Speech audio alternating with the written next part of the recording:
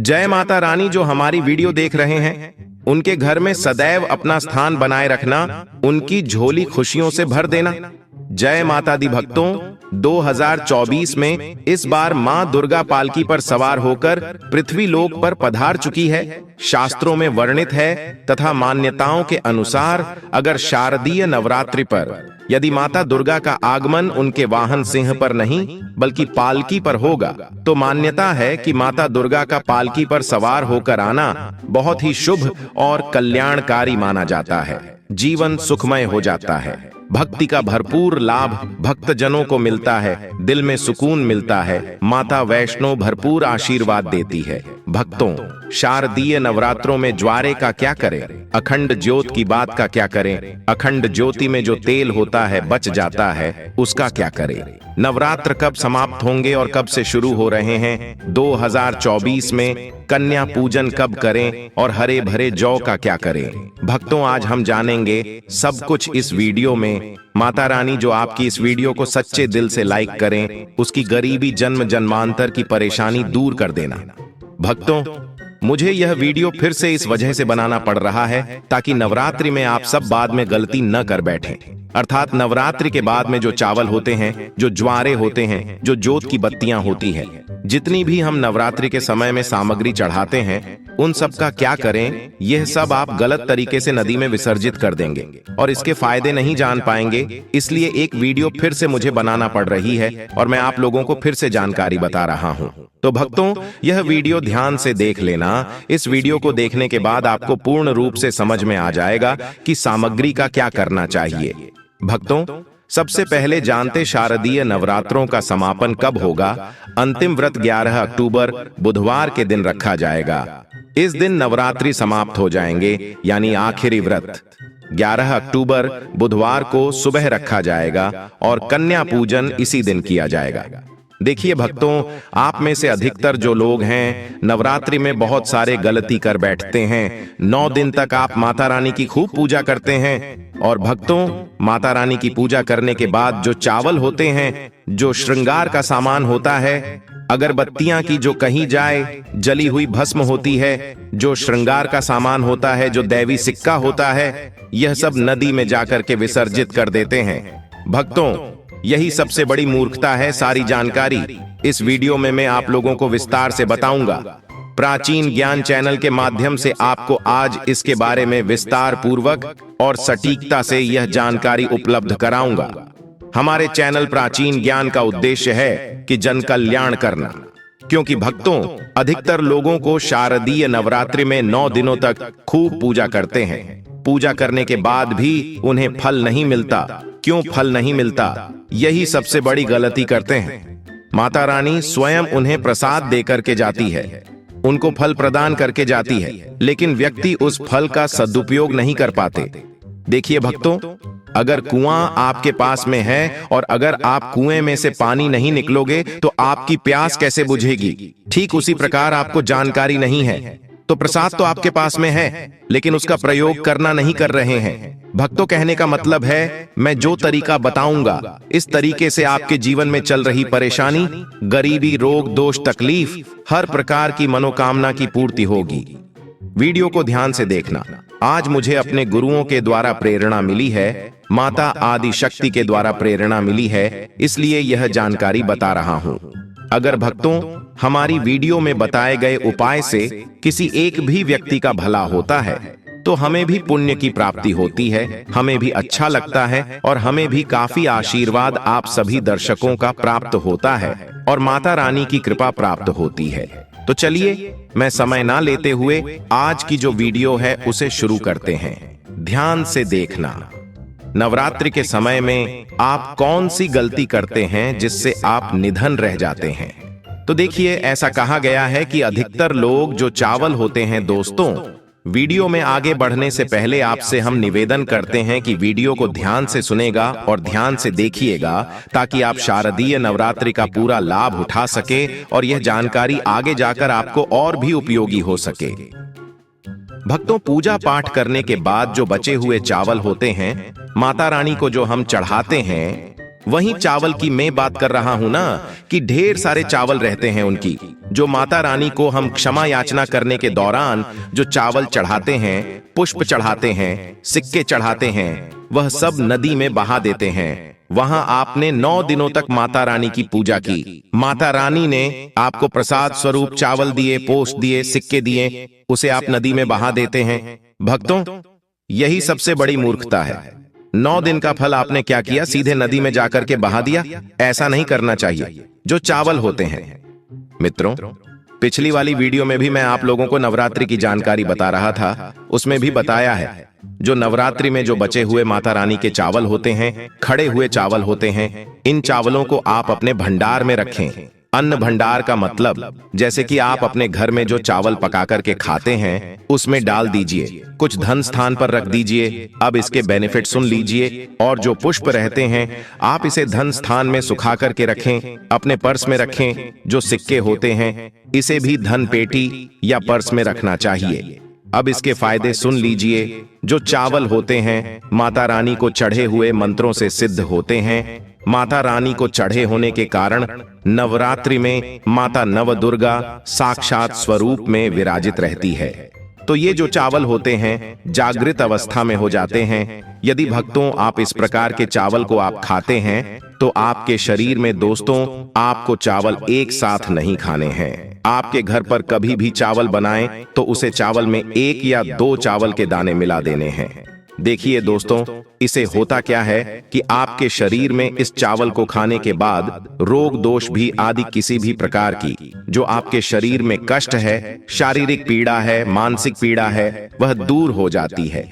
और भक्तों, माता रानी की आपको कृपा प्राप्त होती है। माता रानी की कृपा से शरीर में एक ऐसी ऊर्जा उत्पन्न होती है जिस ऊर्जा से आप अपने आप को स्वस्थ करते हैं। और आप जहां भी चले जाइए, जिस भी कार्य को करिए, वह कार्य आपका सफल होता है। और भक्तों, आपको एक बात और बता दूं कि कभी भी इन चावलों को थोड़ा सा खाते हैं, आपका पेट भर जाता है, यानी कि इसमें तृप्ति जल्दी मिलती है और आपके घर में कभी भी अन्न की कमी नहीं रहेगी। आप में से अधिकतर जो भक्त हैं, माता रानी को श्रृंगार का सामान जरूर चढ़ाते हैं और श्रृंगार का सामान चढ़ाने के बाद इसे आप लोग नदी में बहा देते हैं या फिर अन्य को दे देते होंगे।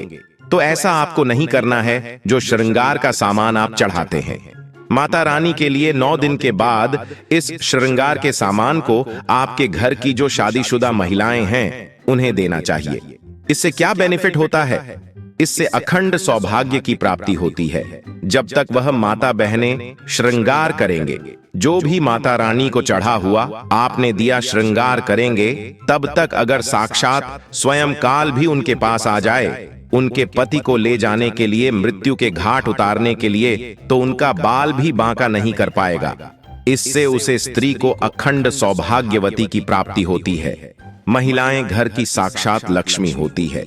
इसीलिए भक्तों विशेषकर ध्यान रखें कि जो बचा हुआ माता रानी को चढ़ाया गया श्रृंगार का सामान होता है, माता बहनों को देना चाहिए। अब इधर मैं आप लोगों को बताना चाहूंगा, आप में से अधिकतर भक्त जो जोत का बचा हुआ तेल होता है, इसे क्या करते हैं? नदी में विसर्जित कर देते हैं। सबसे बड़ी यही गलती है। जो जोत का बचा तेल होता है, वो शारदीय नवरात्रि में जो जोत आप लोग जलाते हैं, तो क्या होता है, 9 दिन तक जोत जलने के कारण जोत में जो तेल बचा हुआ होता है जागृत अवस्था में होता है।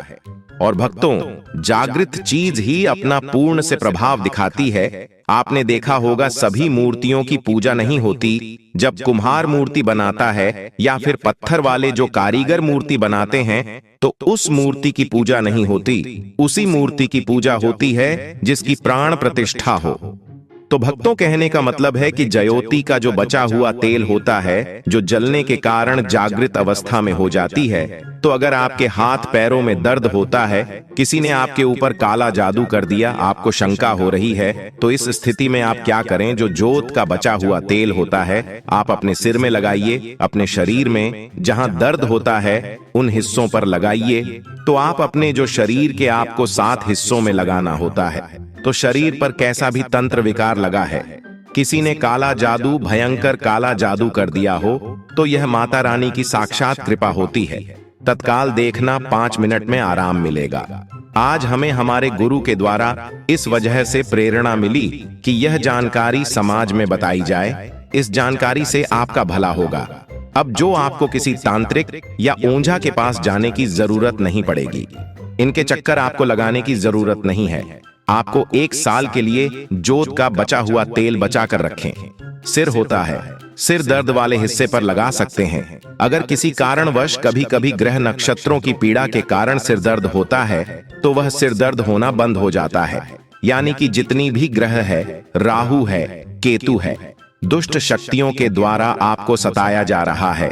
3-7 हिस्से में बस लगाना होता है। शरीर के 7 हिस्सों में लगा लीजिए। सिर, पैर, हाथ, कोहनी, या फिर आप अपने हृदय में लगा सकते हैं, कंठ में लगा सकते हैं। इस प्रकार से आपको 7 हिस्सों का चुनाव करना होता है। तो कैसी भी आपके जीवन में परेशानी हो, शरीर में शारीरिक पीड़ा हो, सारी पीड़ा दूर हो जाती है। भक्तों, चलिए मैं आप लोगों को बताना चाहूंगा। नवरात्रि में अगरबत्ती आप जलाते हैं, या फिर आप गोबर के कंडे जलाते हैं, या फिर आप माता रानी के लिए जो भी चीजों को जलाते हैं, तो भक्तों भस्म का क्या करना चाहिए? जलाने के बाद जो अंतिम चीज होती है वहां चीज भस्म होती है। भस्म का क्या करना चाहिए? तो भक्तों हम आपको बता देते हैं कि इस भस्म को पूरे साल के लिए, 1 साल के लिए इस प्रकार की भस्म को बटोर करके रखना चाहिए। जो अगरबत्ती की भस्म है, या फिर कहा जाए गोबर के कंडे की भस्म रखी है, क्योंकि माता रानी को हम जो कच्ची धूप जलाते हैं उसकी भस्म भी काफी सारी हो जाती है। क्या इसे में नदी में बहा देना चाहिए? अगर ज्यादा है तो नदी में बहा दीजिए। बाकी कम से कम आपको 1 साल के लिए आपको यह भस्म अपने पास में जरूर रखनी चाहिए। भक्तों, हम भस्म के बेनिफिट बता रहा हूँ और इसके फायदे बता रहा हूँ। इससे पहले अभी तक जय माता दी नहीं लिखा है तो जय माता दी लिख दीजिए। इससे हमें वीडियो बनाने का मोटिवेशन मिलता रहता है और माता रानी की कृपा आपके ऊपर और हमारे ऊपर सदा बनी रहती है, उसमें हमें आनंद मिलता है। तो भक्तों, जो भस्म होती है इसका क्या करना चाहिए? अगरबत्ती की जो भस्म होती है इसे पूरे 1 साल के लिए आपको बचाकर रखना होता है और इसे थोड़ी थोड़ी आपको खानी होती है। अगर आप चाहते हैं कि आपकी अध्यात्म उन्नति हो, आपकी प्रगति हो, तो ये थोड़ी थोड़ी मात्रा में खाना शुरू कर दीजिए। आपके जो सोचने समझने की क्षमता है इतना ज्यादा पावरफुल हो जाएगी कि आपके आसपास में रहने वाले लोग जितना सोचते हैं उसे 1000 गुना ज्यादा आपकी सोच बढ़ जाएगी। भक्तों, जिस भी कार्य को करने के लिए जाएंगे उस कार्य में आपको तरक्की मिलना शुरू हो जाएगी। और भक्तों, एक खास बात, छोटे बच्चों को नजर तो बहुत ही जल्दी लग जाती है। तो जो अगरबत्ती की भस्म होती है माता रानी के लिए 9 दिनों तक आपने भस्म जला करके रखी है, उस भस्म का थोड़ा सा तिलक आप जो हैं उनके मस्तक पर लगाइए। या फिर चाहते हैं तो जिस हिस्से में दर्द हो रहा है, जैसे कि पेट में अचानक से दर्द हो रहा है, उस हिस्से पर आप जो है इस भस्म को रगड़ दीजिए। अच्छी तरीके से भस्म लगा दीजिए। तो पेट में अगर प्रेत लगा हो, प्रेत भस्म हो जाएगा, बाहर निकल जाएगा। सिर दर्द हो रहा है, सिर में लगा दीजिए। यानी कहने का मतलब है कि यह आपके हर प्रकार के दुख, तकलीफ, बाधाओं को दूर करने का काम करता है। नित्य खाएंगे। अपने छोटे बच्चे को खिलाना शुरू कर दीजिए। पढ़ने लिखने में कमजोर है, ऐसे में जो बुद्धि स्थिर हो जाएगी। कई लोग पढ़ने लिखने को बांध देते हैं, कई लोग किसी की किस्मत को बांध देते हैं। तो भक्तों, इन सारी समस्याओं से छुटकारा पाना चाहते हैं तो इस भस्म का तिलक प्रतिदिन जरूर लगाइए। अगर दोस्तों आप इनका तिलक लगाते हैं तो फिर यह अति उत्तम है। सोने पर सुहागा होगा आपके लिए और आपके बच्चे की जो पढ़ने लिखने की जो क्षमता है काफी बढ़ जाएगी। आप जहां भी जाएं आपको भी अध्यात्म उन्नति मिलेगी इस भस्म का। जब तक तिलक आपके सिर पर लगा रहेगा कोई भी आपका बाल बांका नहीं कर पाएगा। और भक्तों, यदि आपके ऊपर कोई व्यक्ति तंत्र विकार करता है या करने का प्रयास भी करेगा तब भी नहीं लगता है। हमारे चैनल प्राचीन ज्ञान का मकसद है जनहित एवं जन कल्याण करना। आइए जानते हैं कि जोत की बात का क्या करना चाहिए। आप में से अधिकतर भक्त या तो नदी में बहा देते हैं और अधिकतर लोग हैं यह धन स्थान पर रखते हैं। इससे फायदा नहीं मिलता दोस्तों। जोत की बात ही हमेशा जागृत अवस्था में रहती है। ध्यान से सुनना। जो की बात को हमेशा आप जो है अपनी बाजू पर पहनना, बाजू बंद की तरह आपको इसे पहनना चाहिए। अगर लड़की है तो लड़की से अपनी भुजा में आपको इसे पहनना चाहिए। क्यों पहनना चाहिए? क्योंकि यह कोई साधारण नहीं है, यह साक्षात मां दुर्गा का आशीर्वाद होता है। यह साक्षात मां दुर्गा की कृपा होती है, प्रसाद होता है। 9 दिन तक अखंड जलने के कारण यह चैतन्य हो जाता है, इसमें प्राण आ जाते हैं, इसमें शक्ति आ जाती है। इसलिए इसे पहनने के बाद कई प्रकार से फायदे मिलते हैं। अगर आप इस प्रकार के फायदे लेना चाहते हैं तो यह ज्योत की बात अवश्य धारण करें। इसको धारण करने के बाद जो 9 प्रकार के फायदे कहे हैं संत महात्मा ने, वही फायदे मैं आप लोगों को इस वीडियो में बताऊंगा।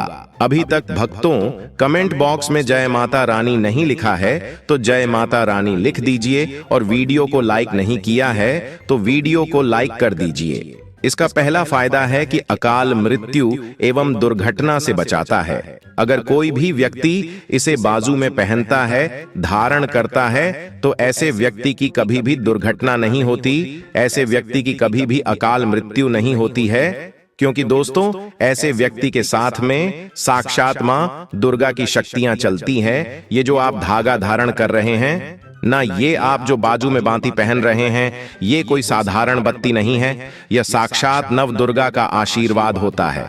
यह एक प्रकार का सुरक्षा कवच होता है, तो इसे पहनने के बाद कभी भी अकाल मृत्यु नहीं होती एवं दुर्घटना से यह हमेशा बचाव करने का काम करता है।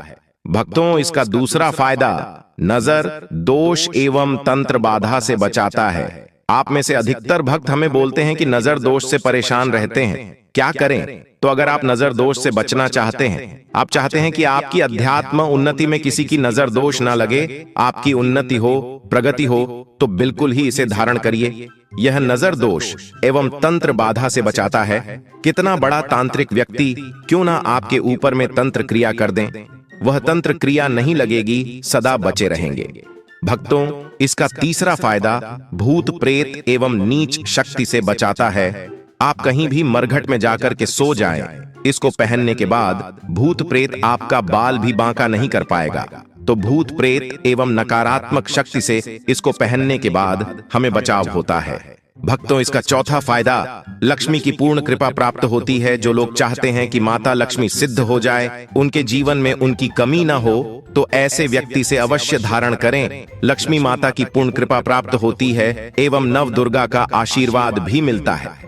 इसका अगला फायदा दैहिक और भौतिक सुखों की प्राप्ति होती। इसको धारण करने के बाद जो लोग दैहिक सुख प्राप्त करना चाहते हैं, दैविक सुख प्राप्त करना चाहते हैं, भौतिक सुखों की प्राप्ति करना चाहते हैं, ऐसे व्यक्ति को इसे अवश्य धारण करना चाहिए। इसका छठा फायदा मनोवांछित कार्य सफल होता है। आपने लंबे समय से जो मनवांछित कार्य सोच करके रखा है वह सफल नहीं हो पा रहा है, तो इसको धारण करने के बाद मनोवांछित कार्य सफल होना शुरू हो जाता है। भक्तों इसका अगला फायदा इच्छित नौकरी की प्राप्ति होती है, तो इसको धारण करने के बाद इच्छित नौकरी की प्राप्ति होती है। इसका 8वां फायदा दैविक सिद्धि की प्राप्ति होती है।